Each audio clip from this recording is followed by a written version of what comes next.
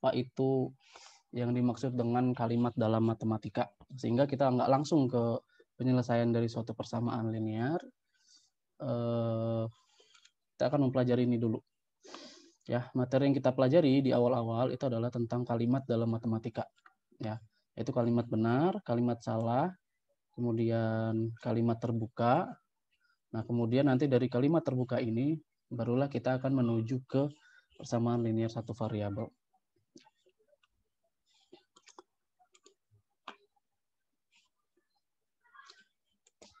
Sampai sini dulu ada yang mau ditanyakan nggak? Kalau saya waktu di kelas 7 kemarin 7C apa 7D sama 7B itu saya baru buka slide ini aja langsung ada yang nanya.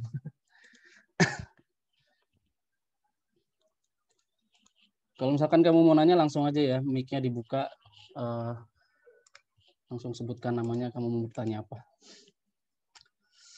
Oke, kita mulai dari kalimat benar dan kalimat salah. Ya, dalam kehidupan sehari-hari kita sering bertemu dengan satu pernyataan ya. Kalau misalkan ada pernyataan ya. Nah, pernyataan itu bisa diuji apakah pernyataan itu benar atau pernyataan itu salah. Apakah kalimat itu benar dan kalimat itu salah. Nah, suatu kalimat yang kita sudah tahu bahwa kalimat itu benar atau kalimat itu salah, itu disebut kalimat tertutup ya. Jadi udah nggak ada kemungkinan lagi kalimat itu berubah nilainya ya. Ataupun kalimat itu misalkan tadinya benar jadi salah, salah jadi benar ya. Itu kita sebut sebagai kalimat tertutup. Nah, kalimat benar itu adalah kalimat yang nilai kebenarannya itu benar, dan kalimat salah itu adalah yang nilainya salah. Nah, apa sih contohnya kalimat benar dan kalimat yang salah itu? Nah, contohnya seperti ini.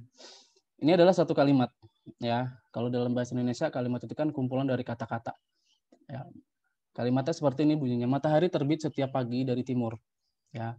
Nah, ini adalah kalimat yang benar. Jadi kita nggak perlu buktiin lagi bahwa kalimat ini benar, karena emang setiap hari itu ataupun setiap pagi itu matahari itu terbit ya, itu dari arah timur. Nah, kalimat ini akan jadi salah kalau misalkan timurnya kita ganti jadi arah mata angin yang lain, misalkan ya utara, selatan, barat gitu ya. Soal matahari terbit setiap pagi dari barat. Nah, itu menjadi kalimat yang salah. Ya, kenapa? Karena matahari itu nggak berubah-berubah ya, selalu terbitnya dari timur. Oke, ini adalah contoh kalimat yang benar. Kemudian contoh kalimat yang salah ya. Semua hewan berkaki 4. Nah, ini adalah contoh kalimat yang salah. Kenapa salah? Ini bukan salah maksudnya penulisan kalimatnya ya, tapi nilai dari kalimat tersebut ya. Kalau misalkan kita lihat hewan-hewan, di sini ada kata semua ya. Semua itu berarti semua tanpa terkecuali ya. Kalau kita lihat dari struktur kalimatnya, dari susunan kalimatnya, di situ ada kata semua, berarti semua hewan tanpa terkecuali. Nah, padahal tidak semua hewan itu kakinya 4 ya. Bisa aja ada yang kakinya 2 gitu ya. Atau dia nggak punya kaki sama sekali. Ya, atau kakinya lebih dari 4 dan lain sebagainya. Ya, sehingga kalau misalkan ada suatu pernyataan, ada suatu kalimat semua hewan itu kakinya 4, maka ini adalah kalimat yang salah. Ya, kita bisa buktikan bahwa kalimat ini salah, ternyata ada hewan yang kakinya nggak cuma 4 ya. Ini seperti itu. Sampai sini dulu bisa dipahami nggak? Ini kita belum bahas ke kalimat matematika ya. Ini masih kalimat yang secara umum. Ya, kalimat-kalimat yang mungkin kita bisa temui di dalam kehidupan sehari-hari. Ya, ini adalah contoh kalimat yang tertutup. Karena apa? Karena kebenarannya mutlak atau sudah tidak bisa diganggu-gugat lagi, gitu ya. Maksudnya nggak bisa didebatkan lagi. Ya, nggak bisa didebatkan lagi atau nggak bisa diganggu-gugat lagi. Ya, jadi ini memang kebenarannya sudah tanpa perlu pembuktian. Nah, itu disebut kalimat tertutup. Kita sudah tahu nilainya itu benar atau kalimat itu nilainya salah.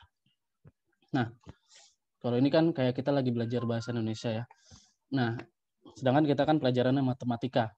Nah, bahas apa matematika berkaitan dengan kalimat? Nah, ternyata dalam matematika itu ada kalimat yang benar dan kalimat yang salah. Ya. Contohnya misalkan gini. Ini contoh kalimat yang salah ya. Semua bilangan prima adalah bilangan ganjil. Kalimat tersebut adalah kalimat yang salah karena ada yang tahu nggak alasannya apa? Karena 2 termasuk bilangan prima. Oke, berarti syaratnya kita harus tahu dulu kan bilangan prima itu apa aja, kan? Berarti kalau misalkan kita tulis bilangan prima, anggotanya itu adalah 2, 3, 5, 7, 11, dan seterusnya, ya. Ternyata ada satu anggota bilangan prima yang dia bukan merupakan bilangan ganjil, yaitu 2. Ya. Bilangan yang bukan ganjil. Sedangkan di kalimat yang ditulis di sini, semua bilangan prima itu adalah bilangan ganjil. Seperti yang tadi saya sampaikan sebelumnya, kalau ada kata-kata semua, itu berarti semua tanpa terkecuali. Ya. Berarti kalau kita bisa menunjukkan satu aja yang dia bukan bilangan ganjil, maka otomatis pernyataan ini salah. Ya. Jadi kalimat tersebut salah karena terdapat satu bilangan prima, terdapat anggota bilangan prima, satu anggota bilangan prima yang dia ternyata bilangan genap. Ya. Oke. Kemudian ada lagi contoh kalimat yang benar dalam matematika. Hasil perkalian bilangan ganjil dengan bilangan ganjil adalah bilangan ganjil. Benar atau salah? Benar. Nah, benarnya kenapa? Nah, benarnya kenapa? Karena kalau misalkan kita mengalihkan bilangan ganjil dengan bilangan ganjil lagi, itu hasilnya akan selalu bilangan ganjil. Ya. Contohnya misalkan 3 dikali 3. 3 ganjil, 3 ganjil. Sama dengan 9. 9 juga ganjil. 3 dikali 5. 3 ganjil, 5 ganjil. 3 kali 5 sama dengan 15. 15 ganjil juga. Ya. Nah, dan seterusnya, kita mengalihkan bilangan ganjil itu tidak akan pernah menemukan hasilnya bilangan genap. Sehingga kalimat ini menjadi benar, ya. Karena alasannya bilangan ganjil jika dikalikan dengan bilangan ganjil hasilnya selalu bilangan ganjil. Sampai sini dulu jelas? Jelas ya? Nah, nanti di matematika ini nggak cuma kayak begini doang. Ada banyak lagi pernyataan-pernyataan atau kalimat-kalimat yang bisa kita pertanyakan apakah dia itu benar, apakah dia itu salah. Kita ke latihan 1. Ya, saya akan berikan contohnya nomor 1 sampai nomor 5. Ya. Ada pernyataan ataupun kalimat seperti ini. 12 ditambah 23 itu sama dengan 23 ditambah 12. Merupakan sifat asosiatif pada penjumlahan. Ini latihan 1 nomor 1 halaman 160 ya. Kalau kalian mau dibuka bukunya itu halaman 160. Oke, pertanyaannya ini kalimat benar atau kalimat salah? Ada yang bisa jawab? 12 ditambah 23 sama dengan 23 ditambah 12 merupakan sifat asosiatif pada penjumlahan. Salah. Siapa yang jawab barusan? Riung. Kenapa Riung? Salahnya kenapa dia? Komutatif, bukan asosiatif. Oke, betul ya. Jadi ini bukan sifat asosiatif. Kalau misalkan pernyataannya seperti ini aja, ini benar ya. 12 tambah 23 itu benar sama dengan 23 tambah 12. Tapi sifat ini ya, sifat pertukaran tempat ini itu bukan sifat asosiatif, melainkan ini merupakan sifat komutatif. Betul ya? Next nomor 2. Hasil kali 6 dan 7 sama dengan hasil kali 7 dan 6. Ini kalimat yang benar. Benar. Alasannya apa? Benar. Komutatif. Kan 6 iya. Aja. Oh ya, oke, udah betul ya. 7 kali 6 sama aja. Sifat komutatif ya. Udah belajar kan ya sifat komutatif, asosiatif, distributif, sifat tertutup pada penjumlahan perkalian bilangan bulat. Ya. Jadi ini kalimat yang benar. Ini nggak perlu dibuktikan lagi sebenarnya. Kalian buktiinnya tinggal 6 kali 7 sama dengan berapa? 7 kali 6 sama dengan hasil berapa? Atau kalian sebutkan ini sifat komutatif pada perkalian. Itu juga bisa. Ya. Nah ini kalimat yang benar. jumlah dua bilangan ganjil selalu merupakan bilangan genap. Benar atau salah? Benar. Benar. Oke, ini kalimat yang benar ya. Karena kalau kita jumlahkan bilangan ganjil dan bilangan ganjil itu hasilnya akan menjadi bilangan genap. Kalau bilangan genap ditambah bilangan genap jadinya apa? Genap. Ada yang ganjil, ada yang genap. Tetap genap ya. Ganjil tambah ganjil itu hasilnya genap. Kalau genap tambah genap ya tetap genap ya. Jadi seperti itu. Contoh nomor 4. Tahun 2016 merupakan tahun kabisat. Merupakan nih salah ketik nih. Betul atau salah nih? Betul. Salah. Betul. Betul. Iya, betul. Iya, betul ya. Kenapa betul? Karena 16 bisa dibagi 4. Karena 2000 kan udah pasti bisa dibagi 4 ya. Karena dua angka di belakangnya itu bisa dibagi 4 atau habis dibagi 4 ya. 16 itu habis dibagi 4.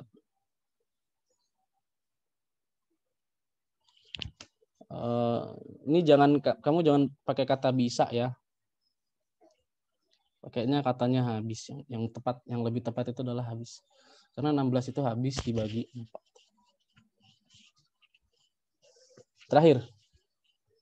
1 kg karet busa lebih ringan jika dibandingkan dengan 1 kg besi.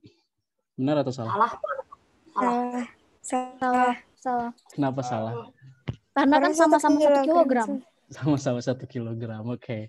Betul ya. Sama-sama 1 kilogram. Mau dia busa, mau dia besi, mau dia apapun itu selama masanya sama 1 kilogram, maka itu kalau diangkat itu beratnya sama ya. Oke, sampai sini dulu jelas nggak? Tentang kalimat tertutup. Yang mau ditanyakan nggak? Nah, nanti soal-soal yang untuk tugas itu soal-soal selanjutnya ya, nomor 6 sampai nomor 10. Kalian bisa lihat di bukunya.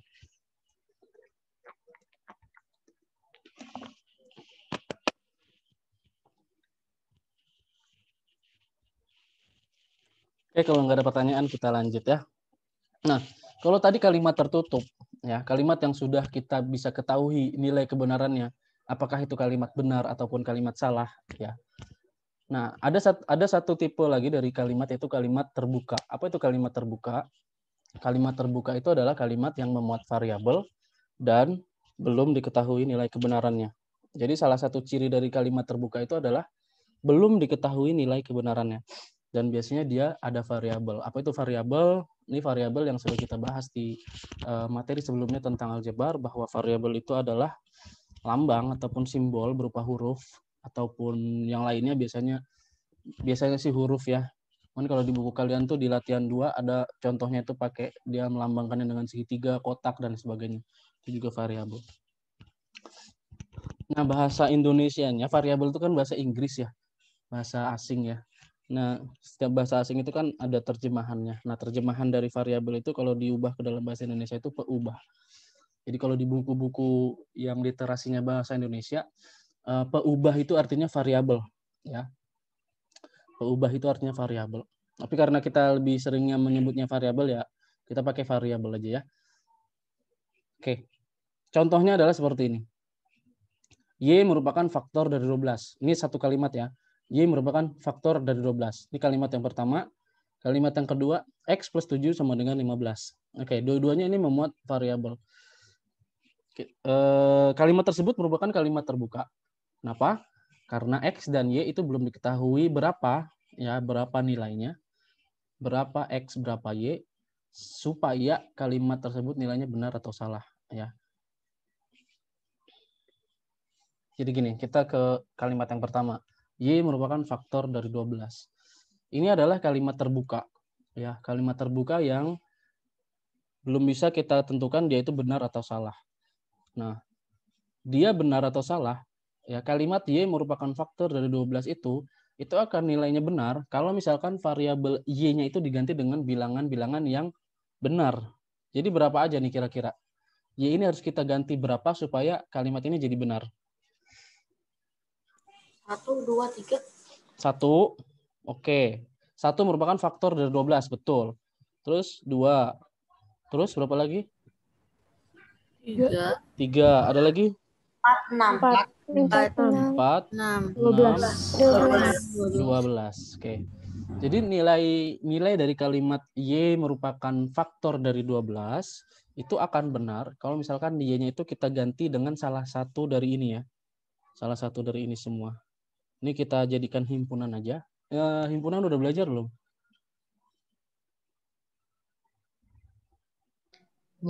Itu yang kayak Venn diagram itu kan, Pak? Betul. Bu Miftah udah masuk belum pelajaran himpunan? Saya belajarnya di US, Pak. Belum ya. Oke, nanti himpunan ini nanti akan kalian pelajari berbarengan dengan ini ya. Nah, ini saya spoiler aja dulu, ada seperti ini ya.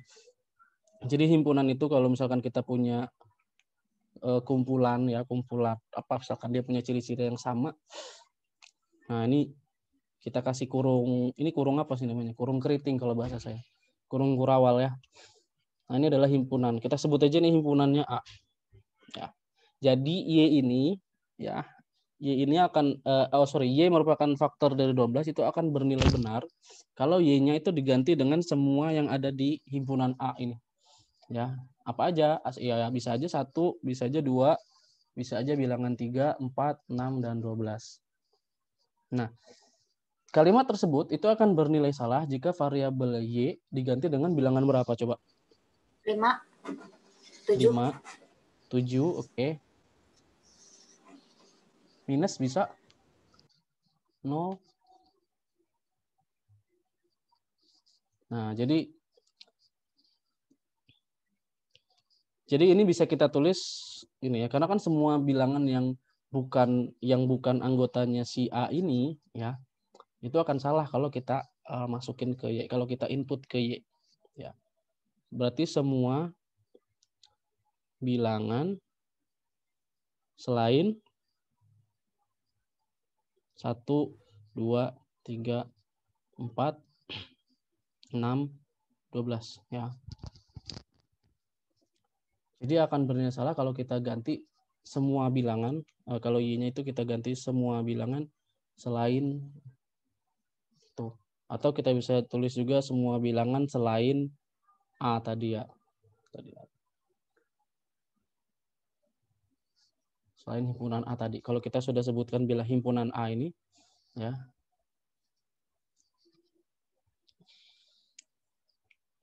Selain himpunan A. Sampai sini dulu jelas? Jelas. Jelas ya? Kita contoh yang kedua. X plus 7 sama dengan 15. X plus 7 sama dengan 15. Ini adalah kalimat terbuka. Kenapa? Karena ini kalimat yang belum bisa kita tentukan nilai kebenarannya. X-nya berapa? Ya. 8. X-nya berapa? 8. Berarti 8 ditambah 7 sama dengan 15. Betul ya? Sehingga ini akan bernilai benar jika variabel X diganti dengan bilangan 8 ya. Atau bisa kita sebut X sama dengan 8. Nah, akan bernilai salah jika variabel X diganti dengan bilangan selain 8. Selain 8 atau kita sebutnya X tidak sama dengan 8. Ya.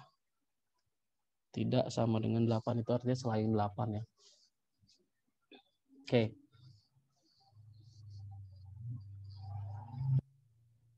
Contoh lagi.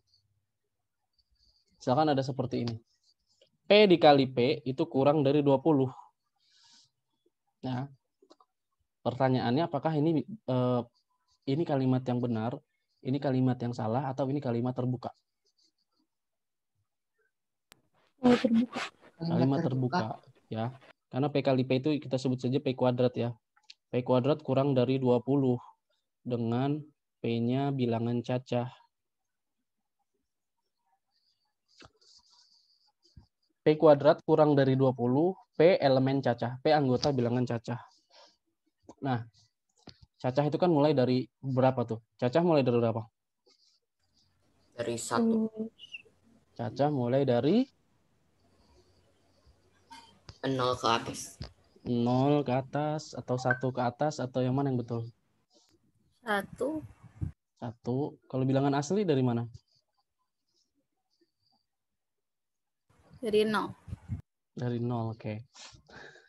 Saya luruskan dulu ya tentang bilangan. Jadi supaya kita paham tentang bilangan itu sendiri. Jadi ini kalau kita bikin silsilahnya ya, silsilah bilangan ya dari atas sampai ke paling bawah gitu ya.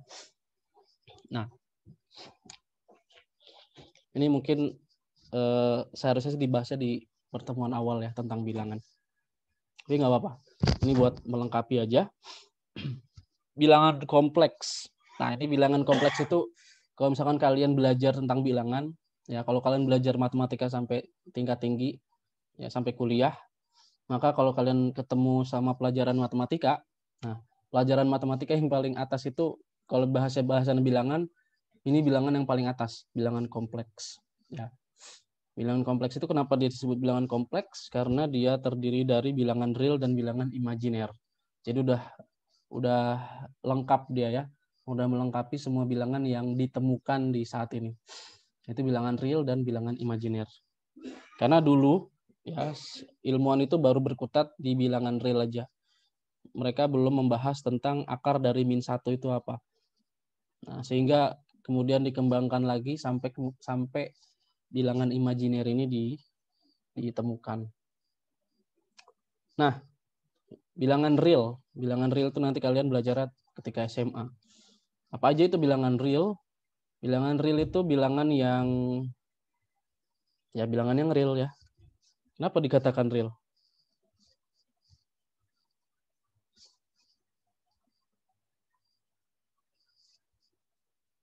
Nggak berubah. Bilangan real itu artinya dia masih bisa dituliskan di dalam garis bilangan ya. Sederhananya seperti itu. Jadi kalau misalkan di dalam garis bilangan ini ada akar 2, nah akar 2 itu kira-kira posisinya masih ada di garis bilangan itu. Sedangkan kalau akar -1, nah ini yang udah nggak bisa digambarin lagi, makanya dia disebut imajiner. Ya. Nah, bilangan real itu adalah semua bilangan yang ada di garis bilangan. Nah, apa itu bilangan real? Bilangan real itu ada 2, dibagi jadi 2. Ya, bilangan rasional dan bilangan irasional.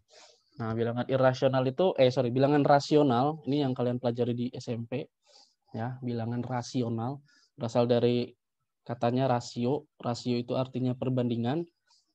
Apa sih maksudnya bilangan rasional? Jadi bilangan rasional itu adalah bilangan yang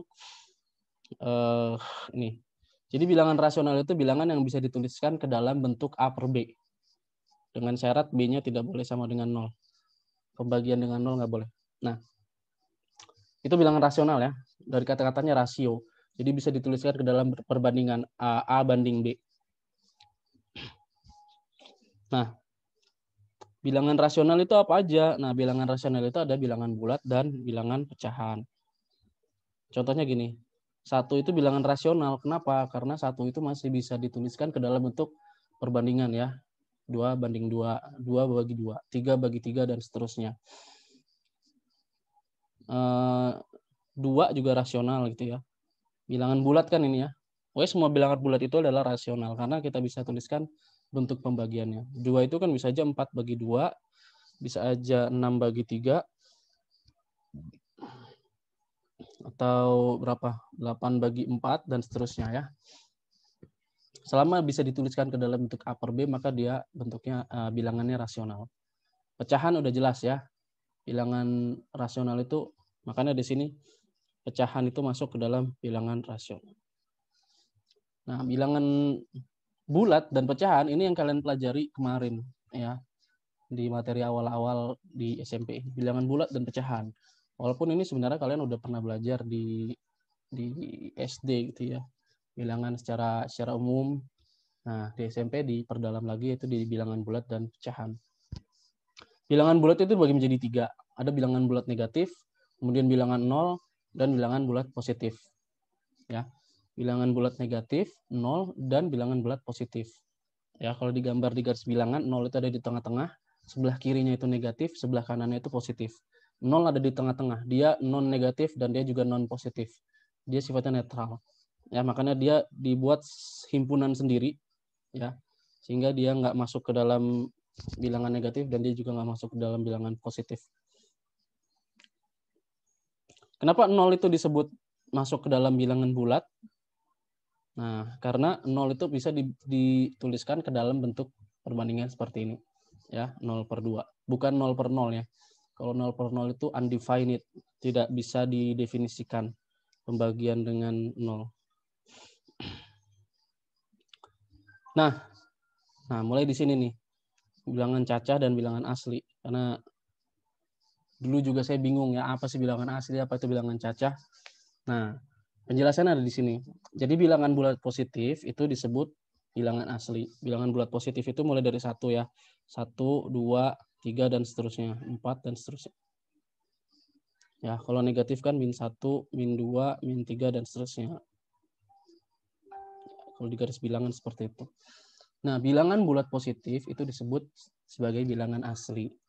Nah, gabungan antara 0 dan bilangan bulat positif itu disebut bilangan cacah. Sampai sini jelas? Jadi bilangan bulat positif, bilangan asli itu 1, 2, 3, dan seterusnya.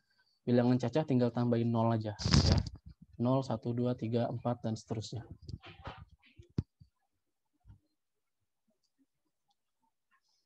Itu bilangan bulat. Kalau pecahan, ya pecahan kalau kalian sudah pernah belajar, ada pecahan biasa, pecahan campuran, kemudian persen, dan desimal. Ya, desimal itu masuk pecahan.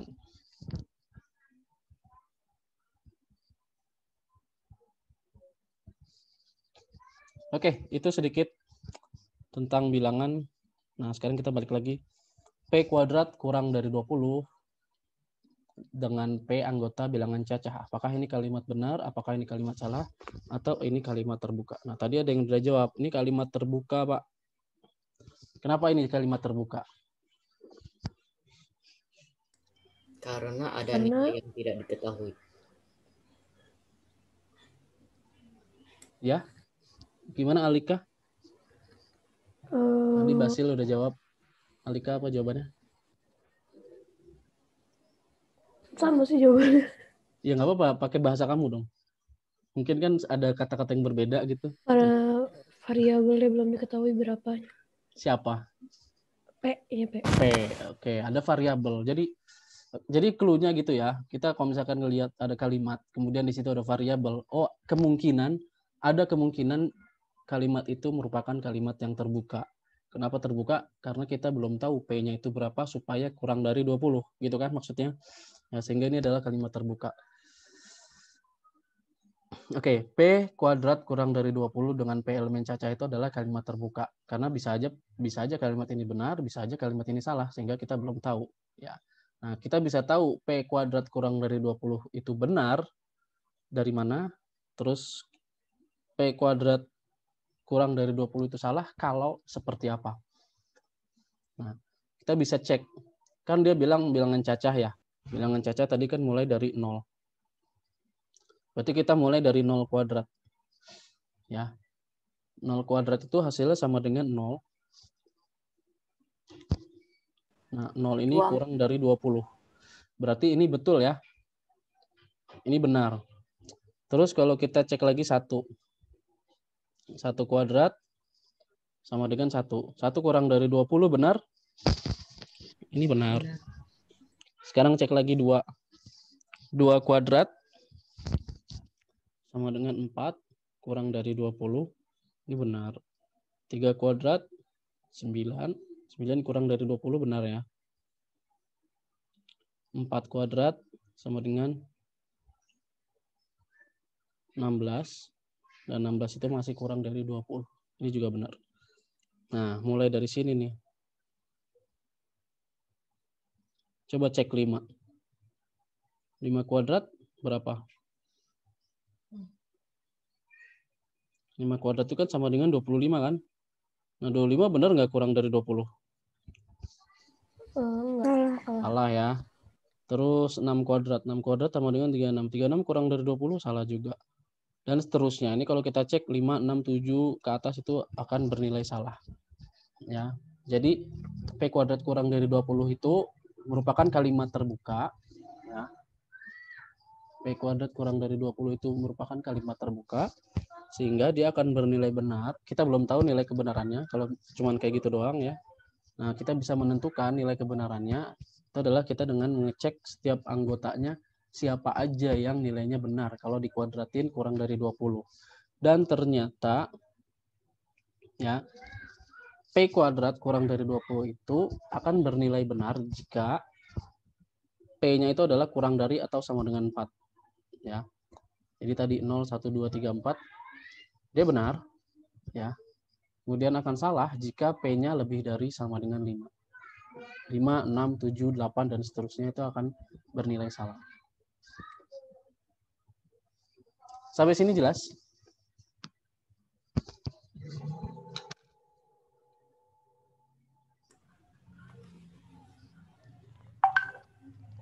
Sampai sini jelas untuk yang ini? Lah. Yang ini? Oke. Ini contoh yang terakhir ya, satu lagi terakhir. Sebelum saya ke contoh, jadi saya ke definisinya dulu. Jadi kalimat terbuka itu adalah kalimat yang memuat variabel dan belum diketahui nilai kebenarannya. Nah, bagaimana kalau misalkan nanti ada kalimat yang dia memuat variabel dan dia sudah diketahui nilai kebenarannya, maka dia nggak jadi nilai tidak menjadi kalimat terbuka ya. Jadi kalau ada kalimat yang memuat variabel, jadi ada variabelnya, tapi kita bisa tentukan oh ini benar nih ya, ini benar, berarti dia itu bukan kalimat terbuka walaupun dia ada variabelnya, maka dia bisa jadi kalimat tertutup, nilainya benar atau dia nilainya salah. Contohnya kayak gini ya, untuk setiap bilangan x 7x min 4x sama dengan 3x. Nah ini walaupun dia punya variabelnya itu x ya, kita bisa tahu 7x min 4x itu sama dengan berapa sih? 7x dikurang 4x itu kan sama aja 7 kurang 4 kan ya? Variabelnya x itu kan sama dengan 3x. Nah ini udah benar ya, ruas kiri sama dengan ruas kanan. Maka ini bukan kalimat terbuka. Ini adalah kalimat tertutup yang nilainya apa? Nilainya selalu benar. Kenapa selalu benar? Kita bisa buktikan bahwa untuk setiap bilangan x, kita masukin berapapun x-nya, kita substitusi ke dalam persamaan ini, ya. Kita substitusi ke dalam kalimat ini. Nah, ini akan selalu menghasilkan sesuatu yang benar. Contohnya misalkan x-nya sama dengan yang paling gampang aja ya, 100 misalkan. X-nya 100. Berarti 7x itu berarti 7 dikali 100. Dikurang 4 dikali 100 sama dengan, benar nggak sih dia itu 3 dikali 100? Nah coba dihitung 7 dikali 100, ruas kiri dihitung, ruas kanan dihitung. Ruas kiri dihitung 7 dikali 100, ruas kiri maksudnya sebelah kiri sini ya, sebelah kirinya sama dengan ini 700 dikurang 400 sama dengan 3 dikali 100, 300 gitu ya. 700 dikurangi 400 berapa? 300 ya. Ruas kiri sama dengan ruas kanan. Maka kalau misalkan ruas kiri selalu sama dengan ruas kanan, maka dia benar. Ya. Sehingga walaupun kalimat ini mengandung variabel, tapi kalau misalkan di pernyataan selanjutnya ini sudah benar, maka dia menjadi kalimat tertutup. Ya. Nah, dia akan bernilai benar kalau misalkan pernyataan yang di sebelah kanan ini benar. 7x min 4x sama dengan 3x. Kalau misalkan di sini saya ganti 3x-nya jadi 2x misalkan. Nah, ini baru pernyataan yang salah. Itu ya. Jadi gitu. Intinya adalah setiap yang mengandung variabel itu kita cek dulu kebenarannya. Kalau misalkan dia sudah bisa ditentukan nilai kebenarannya, berarti dia kalimat tertutup. Kalau kita belum tahu nilai kebenarannya, maka dia adalah kalimat terbuka. Jelas sampai sini? Oke. Nah, supaya kalian lebih jelas lagi ya tentang materi ini, tentang kalimat terbuka dan kalimat tertutup. Nah, di sini ada tugas, karena kita masih ada waktu sekitar 1 jam lagi ya. Tapi sebelum mengerjakan tugas, ada beberapa hal yang ingin saya sampaikan ya, berkaitan dengan evaluasi pengumpulan tugas di sesi sebelum PTS ya. Di sebelum PTS itu kan saya bebasin kalian mau kirimnya pakai apapun. Nah ternyata ada kendala di situ. Kendalanya apa? Ya walaupun saya sempat koreksi, tapi ada hal-hal yang membuat saya kesulitan dalam mengoreksi tugas kalian. Kesulitannya apa? Yang pertama gini, kalau misalkan kalian ngumpulinnya dalam bentuk foto, foto itu namanya random ya. Ada yang mungkin setiap handphone berbeda-beda. Nama filenya maksudnya, nama filenya. Nama filenya random, dan ketika saya koreksi, saya coret-coret gitu, foto tersebut itu kesimpan di Google Drive saya. Ya, kesimpan di Google Drive saya, namanya masih sesuai dengan nama foto yang dikirim. Jadi saya nggak tahu nih, ini coret-coretan ini punya siapa kemarin ya, saya coret-coret gitu kan, saya lihat lagi. Nah, jadi seperti itu. Jadi kan tujuannya kalian mengerjakan tugas kan supaya seperti portofolio gitu ya. Jadi ada urutannya kalian ngerjain tugas. Sebenarnya kalau di Google Classroom-nya sih urut sesuai dengan nama kalian, tapi di nama filenya itu yang nggak urut ya. Karena kan nanti kesimpan di Google Drive. Jadi seperti itu. Nah, jadi untuk mengatasi hal-hal yang seperti itu, saya bikin aturan dulu ya. Saya bikin aturan. Karena memang saya juga pertama kali pakai Google Classroom ya untuk pembelajaran. Jadi saya masih coba cari tahu lagi dan sampai ketemu dengan pola yang bagus ya. Nah, saya coba di sini bikin aturan. Aturannya gimana? Nah, untuk mengumpulkan bebas, untuk mengerjakan bebas, kamu boleh pakai kertas, ditulis di kertas ya, ditulis di kertas ataupun ditulis di buku atau di binder, bebas. Saya tidak mewajibkan kalian pakai diketik, harus di ini, harus di itu gitu ya. Kalian bebas saja. Cuma yang pengen saya seragamkan itu adalah ketika kalian mengumpulkan. Nah, ketika kalian foto ya, maka fotonya itu nanti harus dikumpulkan ke dalam bentuk PDF. Ya, jadi nanti kalian bisa pakai aplikasi. Kalau kalian pakai handphone Android ataupun iOS, itu ada aplikasi namanya ini Cam Scanner atau Office Lens. Ya. Kalau yang atas ini gratis, kalau yang bawah ini gratis tapi dia ada watermarknya. Nggak apa-apa sih, nggak masalah watermarknya di bawah dan nggak ngalingin tulisan ya. Jadi kalau saya sih rekomendasinya nanti kalau kalian mau foto itu pakai Cam Scanner karena ini mudah ya. Ambil foto, kemudian tinggal save as PDF gitu. Nah kalau Office Lens ini saya pernah coba sih, nggak tahu kalau update yang sekarang dia satu foto jadi PDF, satu foto jadi PDF, satu foto jadi PDF. Nah baru nanti kamu harus gabungin lagi dari PDF tersebut untuk jadi satu file ya.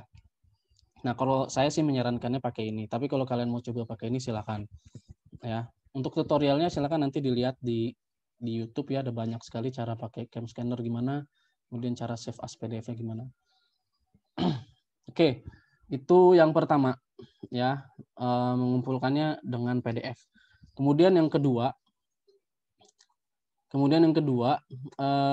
untuk nama filenya ya, jadi supaya portofolio ataupun dokumentasinya itu lengkap ya, di setiap file itu ada nama kalian dan kelasnya.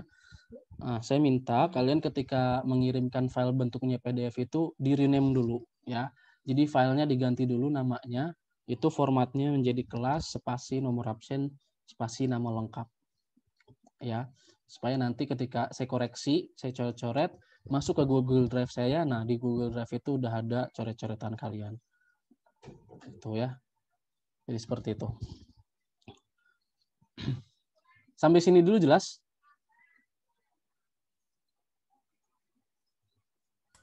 Jelas. Untuk tugasnya ya. Kemudian ini saya mau kasih tahu ke kalian kalau misalkan kalian mau pakai Microsoft Word ya, karena di sini saya ngasih salah satu alternatif itu adalah ketik di Microsoft Word.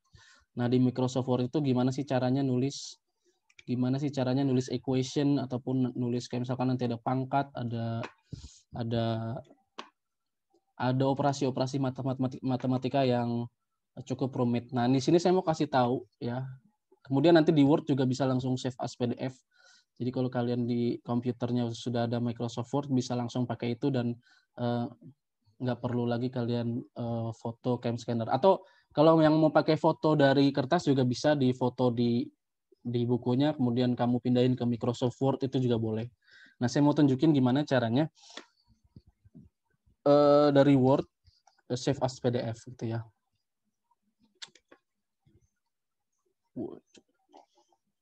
Mungkin beberapa dari kalian di sini ada yang sudah tahu ya. Nah, saya tunjukkan bagi yang belum tahu aja. Nah, misalkan kalian buka aplikasi Word, ya. Di sini buka aplikasi Word, blank dokumen, ya. Bisa kasih nama tugas 1,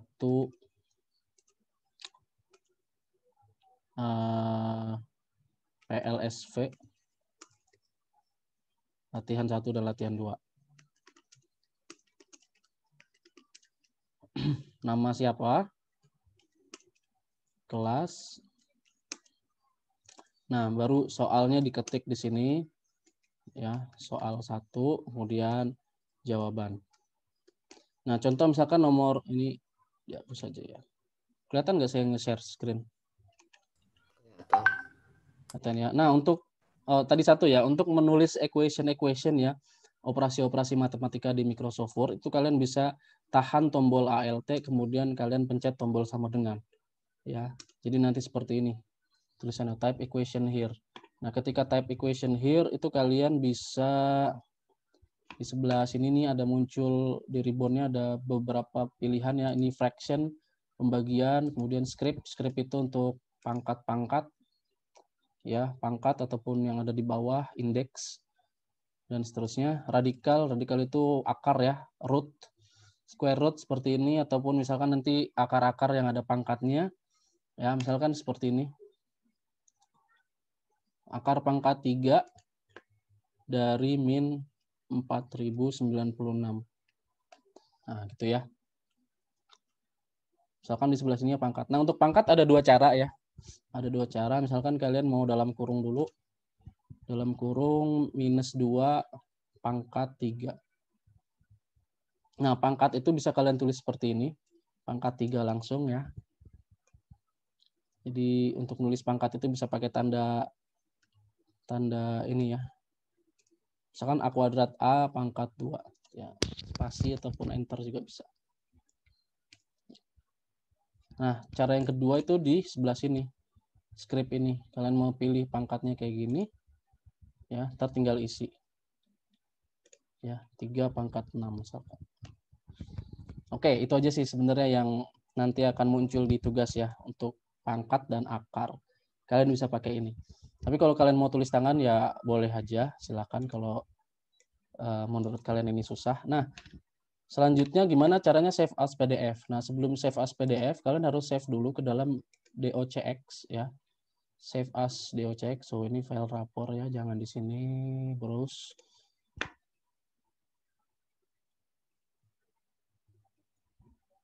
Download saja ya.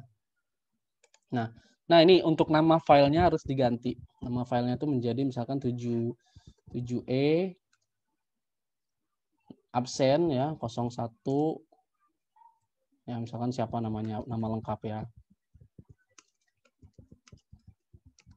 Kemudian save. Nah, setelah kalian save as lagi. Kenapa harus save dokumen dulu? Supaya file aslinya tidak hilang ya. Karena kadang-kadang kita udah save as PDF, terus kita lupa nge-save file yang aslinya, file yang kita ketik. Nah, kalau udah ke-save yang file aslinya, berarti selanjutnya tinggal save as yang PDF. Kita browse, di sini browse. Nah, di sini kan udah format namanya kan udah ini ya. Udah kelas, nomor absen, dan nama lengkap. Tinggal kita ganti save as tipenya. Save as type-nya. Ya, tipe dokumennya kita ganti. Ya, kita ganti menjadi PDF. Nah, di bawah sini ada PDF. Tinggal klik PDF, kemudian klik save, dan otomatis dia akan nge-save ke dalam bentuk file PDF. Nah, file PDF ini yang kalian kirim ke Google Classroom nanti. Gitu ya. Jadi nanti setiap mengumpulkan tugas bentuknya PDF seperti ini. Sampai sini jelas?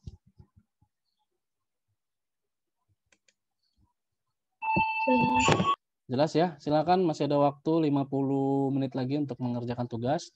Dan tugasnya itu saya kasih deadline itu di hari itu juga. Misalkan saya kasih hari ini berarti tugasnya harus dikumpulin hari ini juga gitu ya. Jadi supaya apa? Supaya minggu depannya bisa kita langsung bahas. Dan minggu depannya itu saya sudah bisa lihat siapa yang sudah mengerjakan dan siapa yang belum mengerjakan. Nah, sebenarnya kalau saya kasih deadline hari ini itu bukan berarti terus kalian di besoknya nggak bisa ngumpulin. Itu bisa aja ya kalian dikumpulin aja. Kalau misalkan memang hari ini nggak sempet, ya silakan dikumpulin aja kapanpun gitu ya. Jadi seperti itu. Oke, silakan mengerjakan waktu yang tersisa digunakan untuk mengerjakan. Kalau ada pertanyaan silakan langsung di chat ataupun di mic-nya di unmute ya.